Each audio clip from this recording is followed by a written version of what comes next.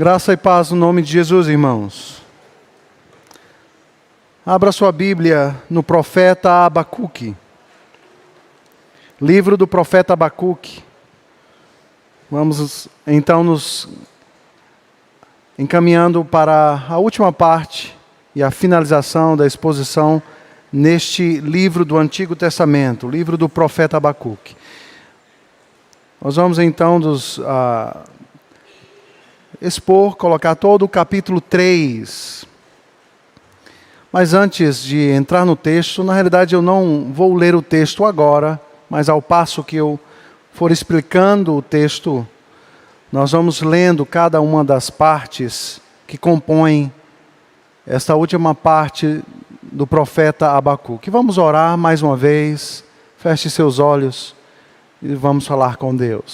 Santo Deus, nós nos colocamos diante do Senhor. Nós te adoramos, nós te louvamos, nós lemos a tua palavra, nós entoamos hinos e cânticos de louvores ao teu nome. Mas nesse instante nós queremos te pedir que o Senhor fale conosco através da tua palavra. Abre o nosso coração, a nossa mente. Edifica-nos, ó Deus, pela tua palavra, pelo poder do teu Santo Espírito. Aplica essas palavras ao nosso coração. Fortalece-nos nesta noite. Anima o nosso coração. Confronta-nos com a tua palavra, com a tua verdade. Esta é a nossa oração. E nós a fazemos no nome de Jesus. Amém.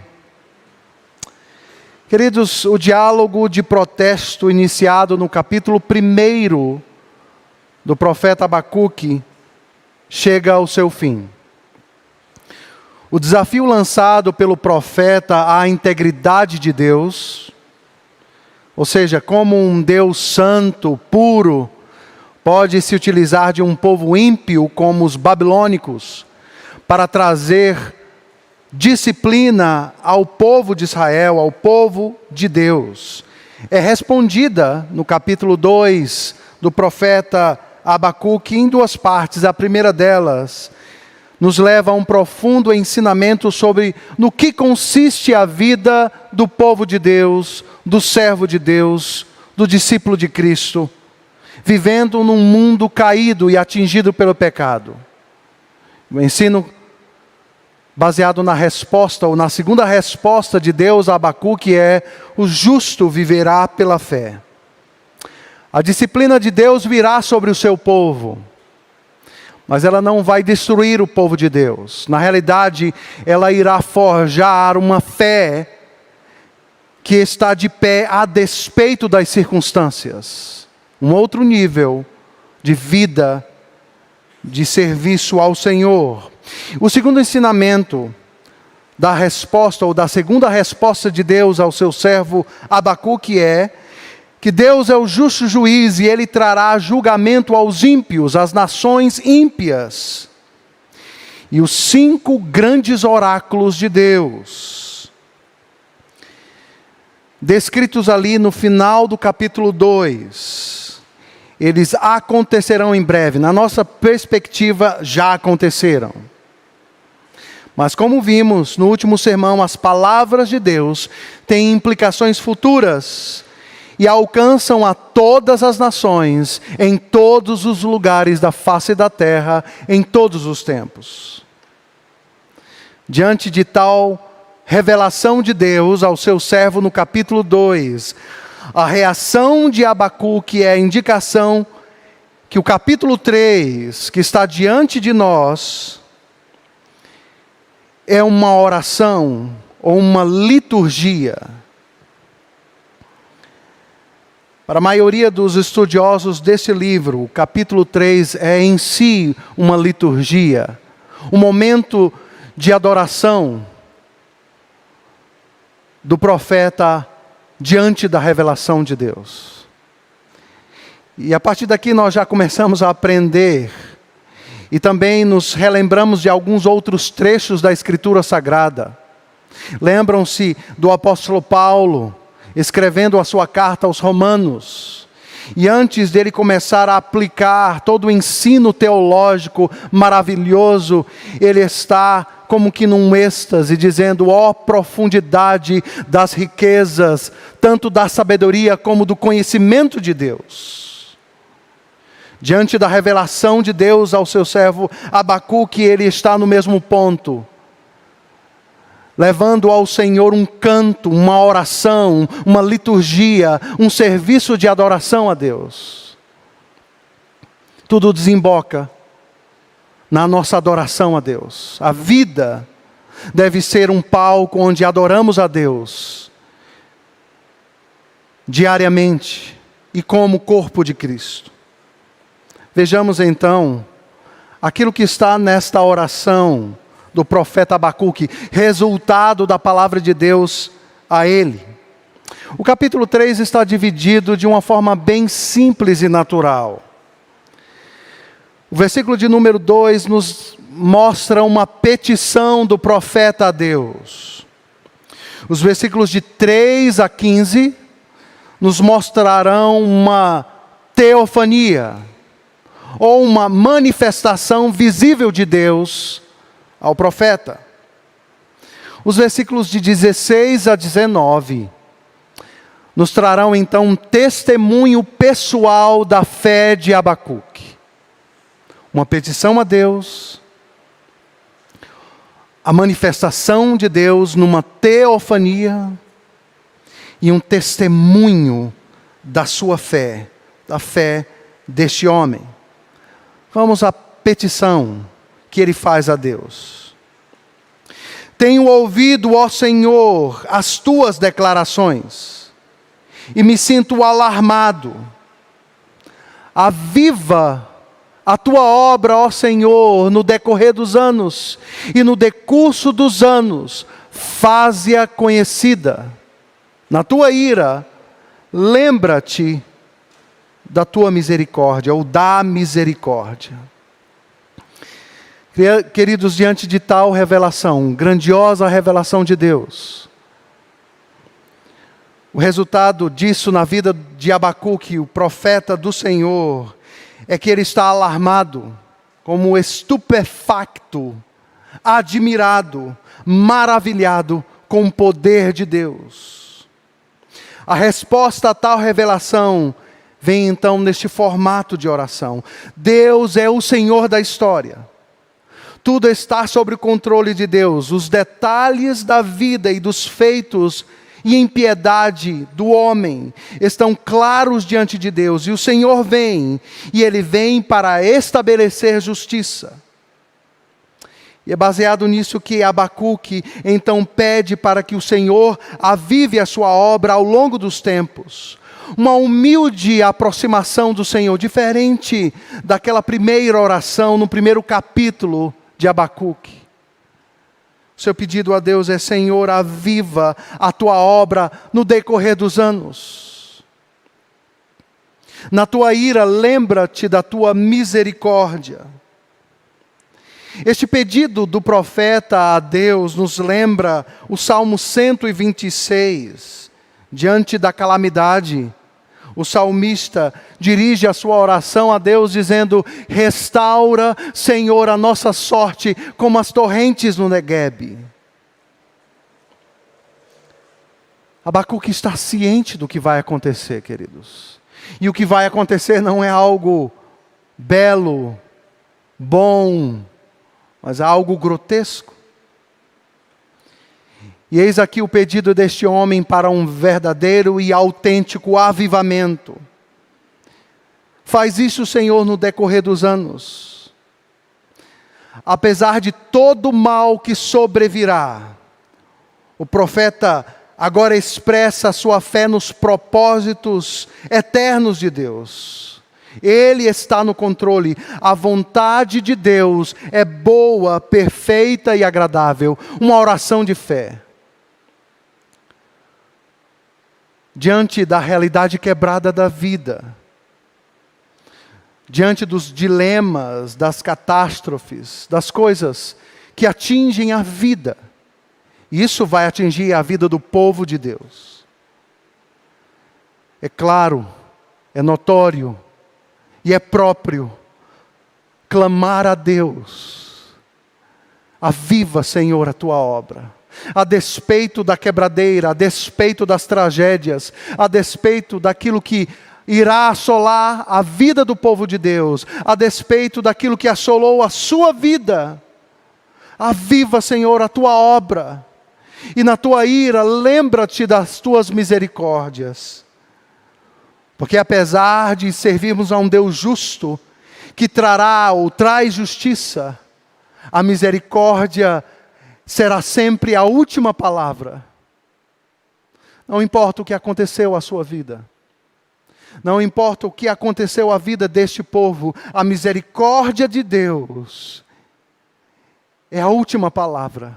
Pois nós servimos um Deus de grande misericórdia. Este é o Deus de Abacuque.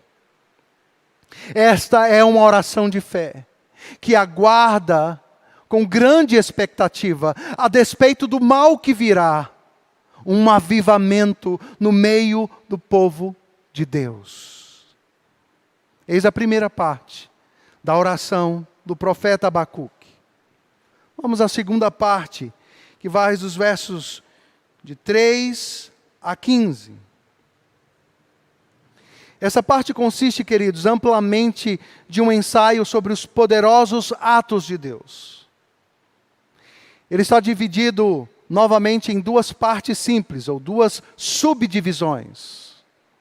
Dos versos 3 até o verso 7, nós veremos que Deus está vindo ao encontro do seu povo. E dos versos de 8 a 15, nós veremos por que Deus virá ao encontro do seu povo. O que acontecerá com esta vinda do Deus da aliança, que no texto aparece o nome Yahvé. Yahvé é o Deus da aliança. Ao passo que eu lia ou estudava esse trecho do sermão,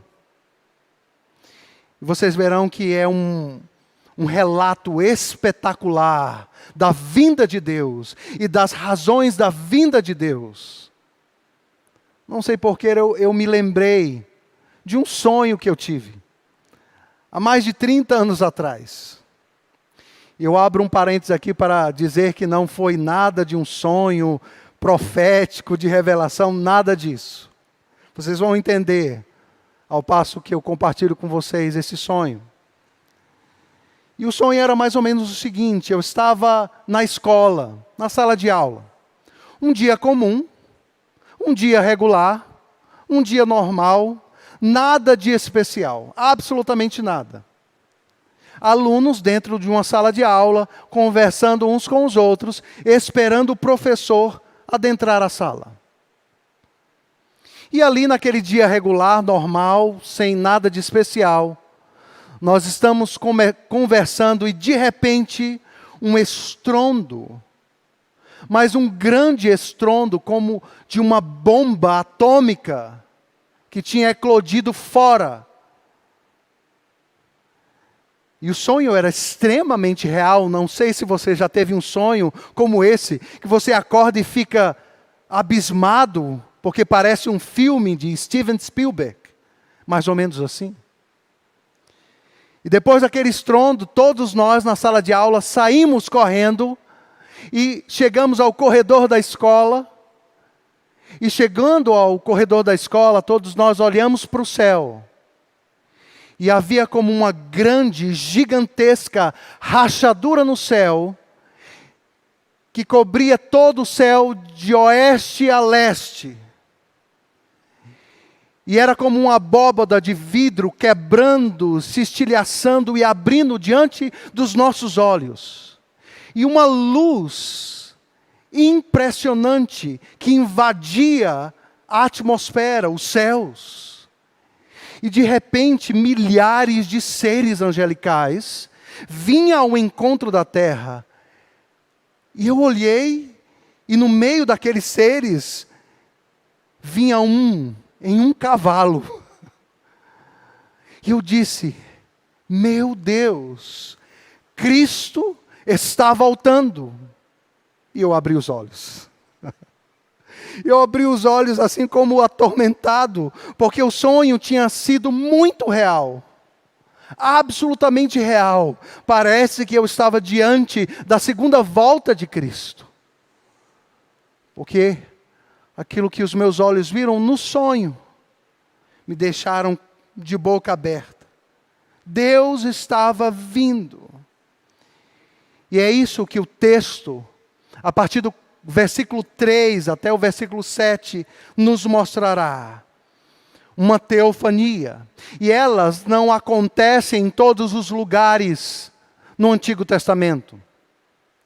Somente em alguns lugares. Pois elas são manifestações visíveis da ação de Deus. Alguns estudiosos, não há consenso a respeito disso, creem que neste momento o profeta teve como uma visão própria daquilo que acontecia no exercício profético em alguns profetas. Mas não há consenso a respeito disso.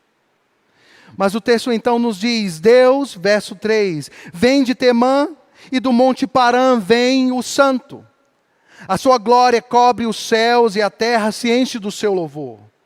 O seu resplendor é como a luz, raios brilham da sua mão e ali está velado o seu poder.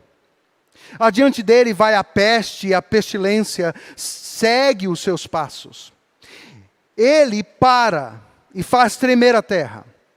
Olha e sacode as nações. Esmigalham-se os montes primitivos. Os outeiros eternos se abatem. Os caminhos de Deus são eternos. Vejo as tendas de Cusã em aflição.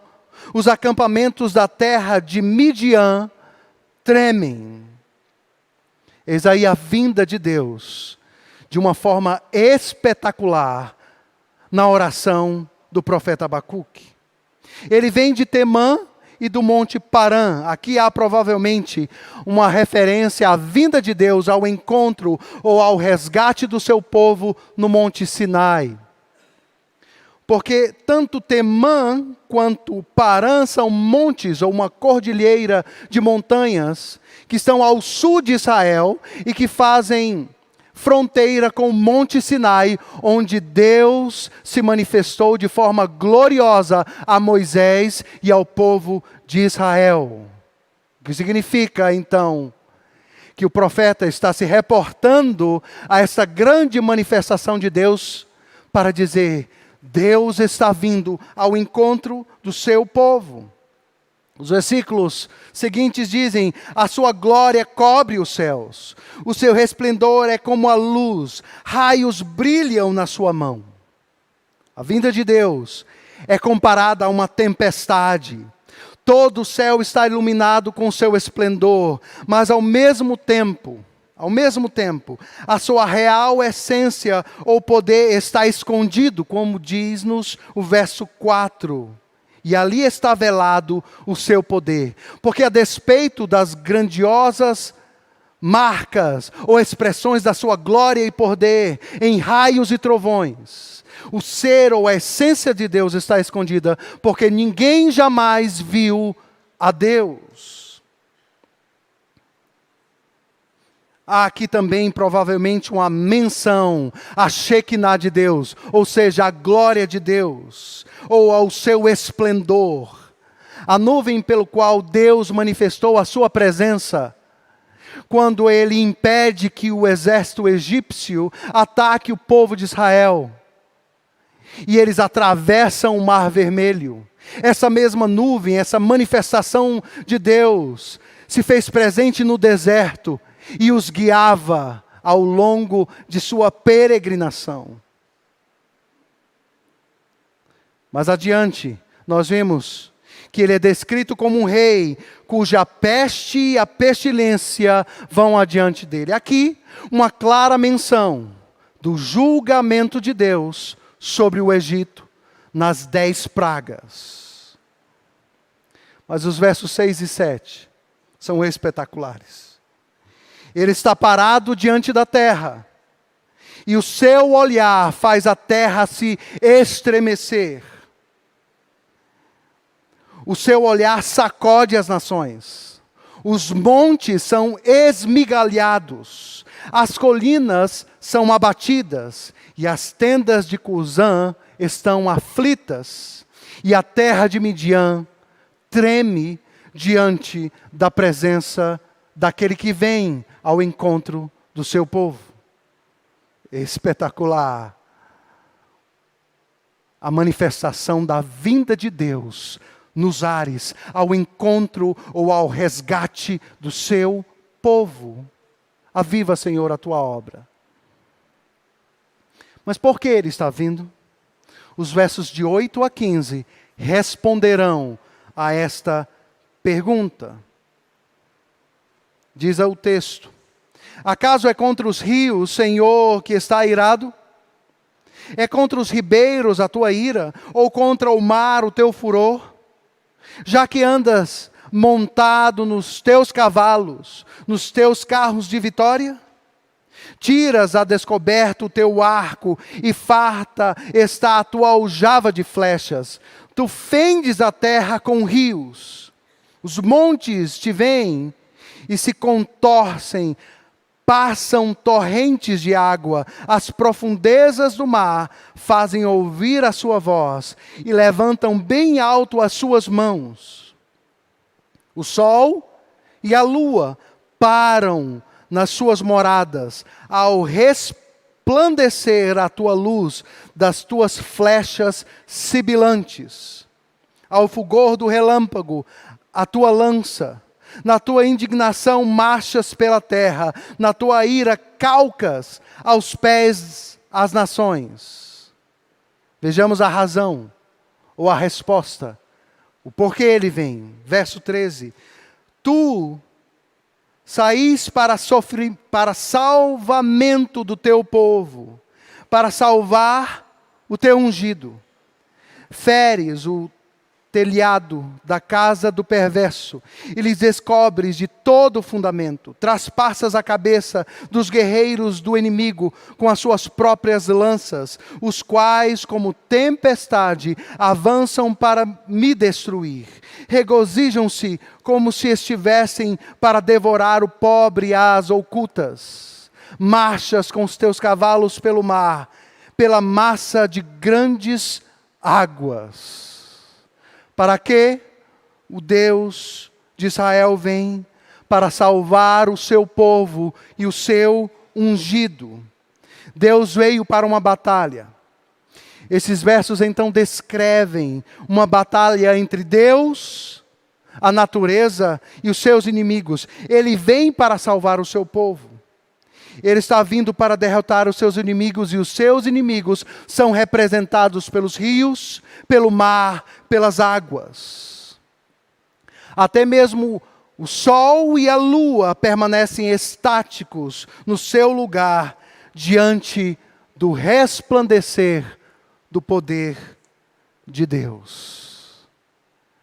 Eis aí a segunda parte, a manifestação poderosa de um Deus que vem ao resgate dos seus. A Escritura Sagrada, na história do Antigo Testamento, nos mostra este momento de que Deus de fato veio ao encontro dos seus. Ele veio ao encontro dos seus. E Ele libertou o seu povo de forma gloriosa e grandiosa.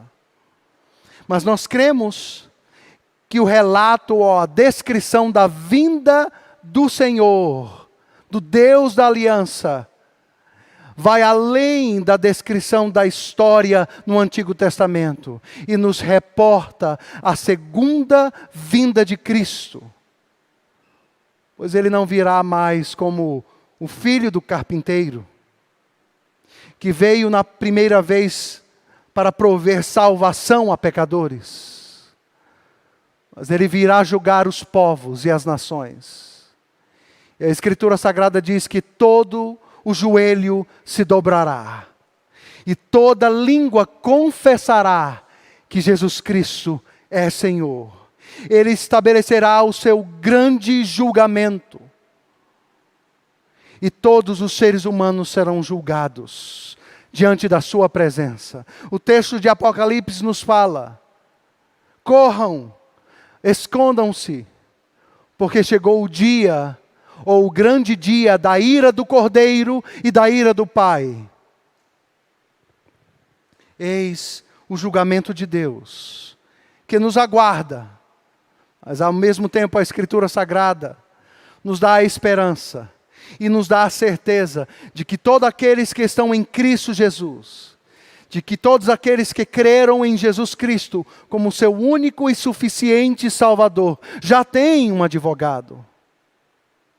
E já foram salvos e absolvidos deste grande tribunal de Deus na segunda vinda de Cristo.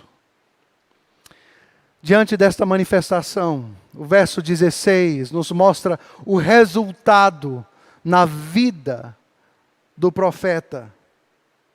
O verso 16 diz: ouvi-o, e o meu íntimo se comoveu. À sua voz, tremeram os meus lábios, entrou a podridão nos meus ossos, e os joelhos me vacilaram, pois em silêncio devo esperar o dia da angústia que virá contra o povo que nos acomete. Eis o resultado daquilo que o profeta ora, não sabemos se dentro de uma experiência sobrenatural, mas sabemos que o resultado é que todo homem que está diante de uma manifestação gloriosa de Deus, cai como morto diante do poder e da glória de sua presença, assim como João caiu aos pés de Cristo na revelação de Apocalipse. Os versos 17 e 18, queridos, nos mostram então uma das maiores expressões de fé de toda a Escritura Sagrada. O ápice, o cume, o ponto mais alto, ou o final, ou o resultado do diálogo entre o profeta e Deus, diante das atrocidades, diante do mal que está para vir. O resultado na fé deste homem está aí descrito nos versos 17 e 18, quando lemos: ainda que a figueira não floresça, nem haja fruto na vide, o produto da oliveira minta, e os campos não produzam mantimento, as ovelhas sejam arrebatadas do aprisco, e nos currais não haja gado. Todavia, eu me alegro no Senhor, e exulto no Deus da minha salvação. O Senhor Deus é a minha fortaleza, e faz os meus pés como os da corça, e me faz andar altaneiramente. Uma cena cinematográfica de devastação, onde diante dos olhos de Abacuque, tudo o que poderia dar vida e sustento poderá desvanecer. Mas mesmo que tudo dê errado, nada dê certo, mesmo que tudo seja consumido, eu me alegro no Senhor e no Deus da minha salvação. A fé do profeta não depende mais do que os olhos humanos veem. A fé do profeta não depende mais de respostas razoáveis ou intelectualmente aceitáveis. A sua fé se escora numa firme confiança. A fonte da sua alegria não está no mundo ou nas coisas que podem ou não acontecer. A sua fé está agarrada no Deus da sua salvação. E é esta a menção dele. Na parte B do verso 18. Exulto no Deus da minha salvação. A sua alegria, o seu prazer, o seu regozijo está no Senhor. Quantas coisas podemos aprender com este livro, queridos? Um livro tão pequeno, tão sucinto, mas que nos ensina lições tão preciosas e profundas. Primeira coisa, a validade de levar as nossas dores, as nossas angústias, as nossas aflições, as nossas tristezas a Deus. E é isso que Abacuque faz no início do capítulo 1.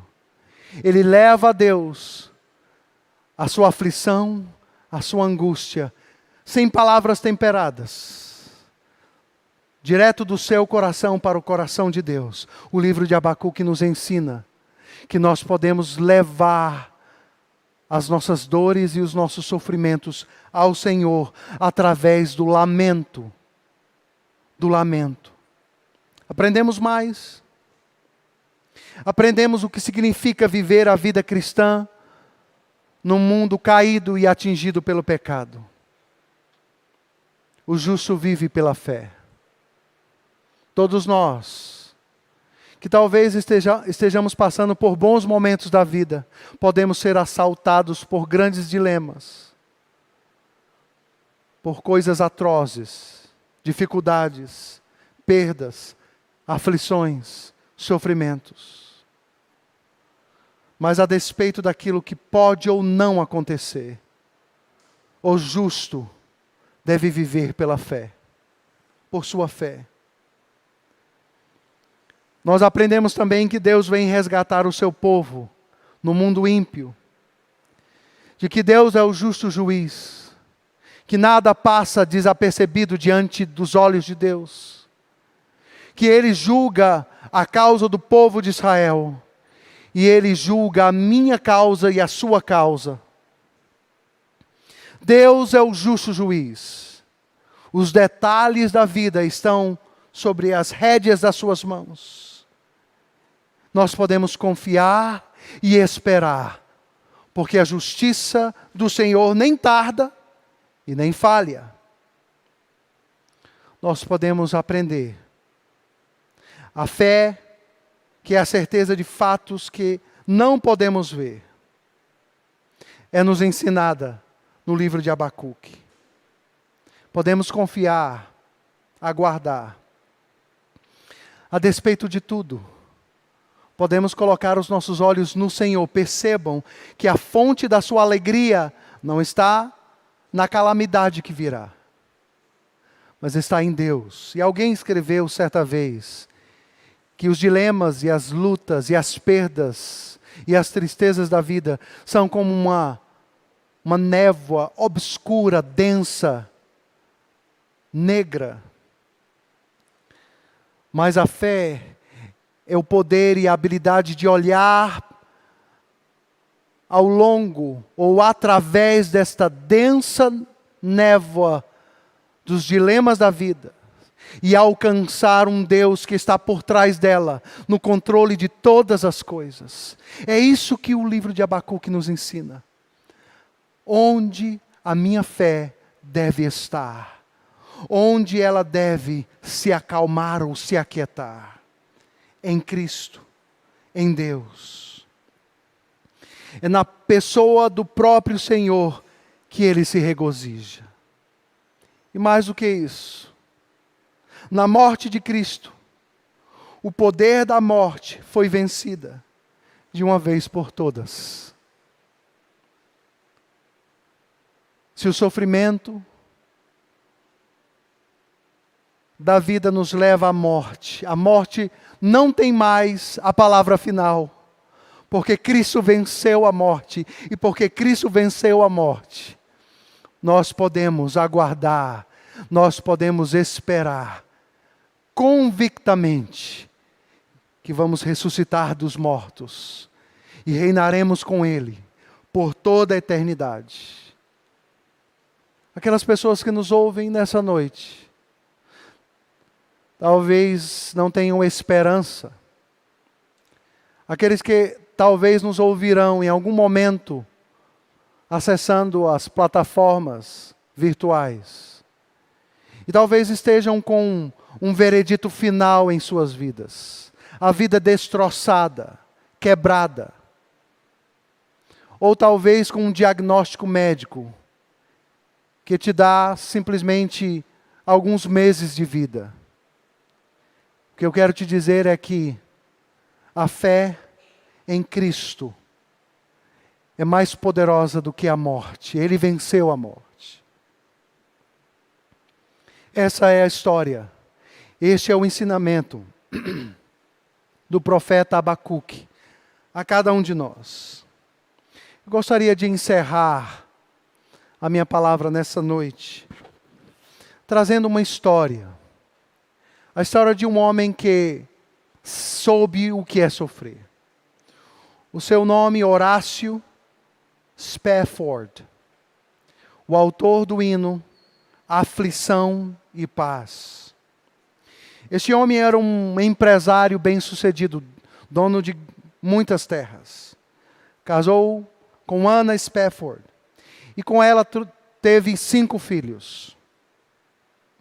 O seu filho, de apenas 4 anos, em 1870, vem a falecer por causa de uma febre muito forte. E a família então tem o seu primeiro grande golpe, enterrando uma criança de 4 anos. Depois disso, em 1871, um ano depois do sepultamento do seu filho de 4 anos, o estado de Chicago, uma região daquele estado, sofre um dos maiores incêndios registrados na história dos Estados Unidos. Incêndio esse que matou mais de 250 pessoas e mais de 90 mil pessoas ficaram desabrigadas. E praticamente toda a propriedade, todos os bens de Horácio foram destruídos por este incêndio.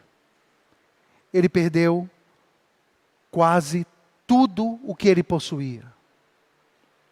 A despeito disso, Horácio e sua esposa trabalharam arduamente para reconstruir e ajudar as pessoas que tinham perdido absolutamente tudo. Durante 2 anos eles trabalharam arduamente. Depois de alguns anos, Horácio, que era amigo de um grande evangelista, um homem, um grande pregador, de nome D. White Moody, que também morava em Chicago na época. Horácio e sua esposa então decidem ir à Europa, onde iam encontrar este pregador, em uma cruzada evangelística. Então a família toda viaja para Nova York e se prepara para pegar um navio em direção à Europa. Mas no último momento, há um problema em sua empresa. Ele deixa a família, envia a mulher e as 4 filhas naquele navio e vai resolver este problema que aconteceu de última hora. E o que acontece é uma tragédia. O navio em que a sua esposa e as suas 4 filhas naufraga depois de colidir com um navio inglês. E nessa tragédia, 310 passageiros vêm a falecer, incluindo as suas 4 filhas. No dia 1º de dezembro de 1873, ele recebe uma mensagem da sua esposa dizendo: praticamente todos morreram. Eu estou viva, mas as nossas 4 filhas estão com o Senhor. Horácio pega um navio e vai ao encontro da sua esposa na Europa. E aquelas pessoas que estavam com ele no navio apontam para o lugar onde aquele navio havia naufragado. E a história diz então que ao passar por aquele lugar, onde o navio naufragou, ele corre para sua cabine. E ele compõe um hino. E agora eu passo a ler literalmente aquilo que a história diz. Horácio pegou um navio, foi ao local.